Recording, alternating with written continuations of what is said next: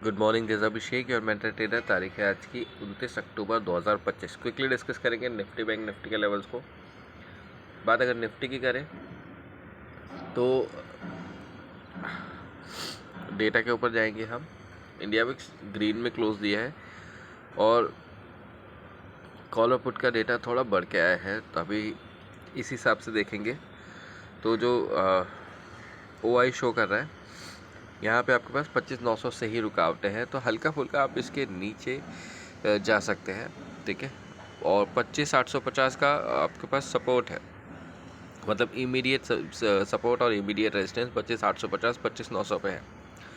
But हम consider करेंगे 25,800 को एज अ सपोर्ट, 25,900 का एज अ रेजिस्टेंस। अब यहाँ से किस लेवल के ऊपर चलेंगे तो हमारे लिए अच्छा होगा, और किस लेवल के नीचे जाएंगे तो लेवल नीचे कहेंगे, वो भी देखेंगे।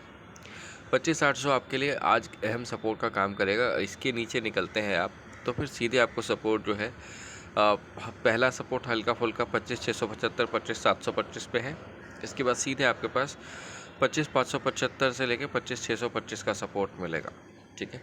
25,500 अच्छे सपोर्ट का काम करेगा आज के लिए, मतलब ये आपके लिए एक फाइनल लेवल ऑफ रेंज आनी चाहिए नीचे की, जिसको अब तोड़ना नहीं चाहिए आज के लिए, ठीक है। बाकी देखते हैं कि मार्केट किस तरह का मूड बनाता है। 25,900 के ऊपर सस्टेन करने में मार्केट को दिक्कतें आ रही है। 25,950 वो लेवल है जिसके ऊपर निकल के टिकने पे आपके लिए 26,025 26,050 के लेवल आते दिखेंगे। मैं ऐसा इसलिए कह रहा हूँ क्योंकि हमको इसके ऊपर निकलने में दिक्कतें हो रही है, ठीक है। इन केस हम 26,050 के ऊपर निकल के ट्रेड करते हैं तो फाइनल लेवल ऑफ रेजिस्टेंस हमारे पास आज के लिए 26,150 26,125 से 26,175 के आसपास होना चाहिए, ठीक है।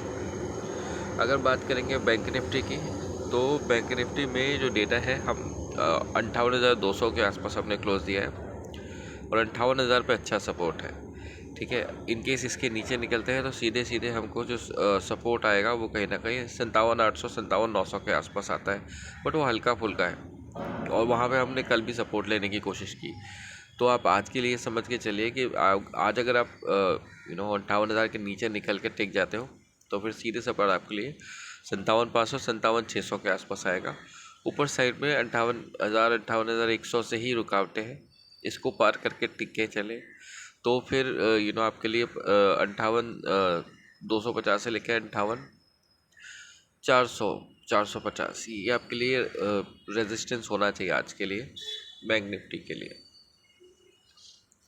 और ये सारे डेटा प्री मार्केट हैं, तो आप 950 का वेट करिएगा, इन लेवल को भी ध्यान में रखिएगा और 950 के लेवल के हिसाब से आप ट्रेड करिएगा। अब बात कर लेते हैं सेंसेक्स की। तो सेंसेक्स में क्या है, जो अभी हमने क्लोजिंग दी है वो है 84,628। इसके बाद अगर हम बात करें रेजिस्टेंस और सपोर्ट की, तो जो रेजिस्टेंस है वो शुरू हो रहा है 84,400 से, बट वी विल कंसिडर 84,500। अभी हल्का फुल्का सपोर्ट 84,600 पे है, पर वो रेड कलर के गड़े मुड़ने वाला है। इस हिसाब से 84,800 ये आपके लिए पहला रेजिस्टेंस है इंडेक्स पे, अगर देखा जाए तो गड़े मुड़ने वाला।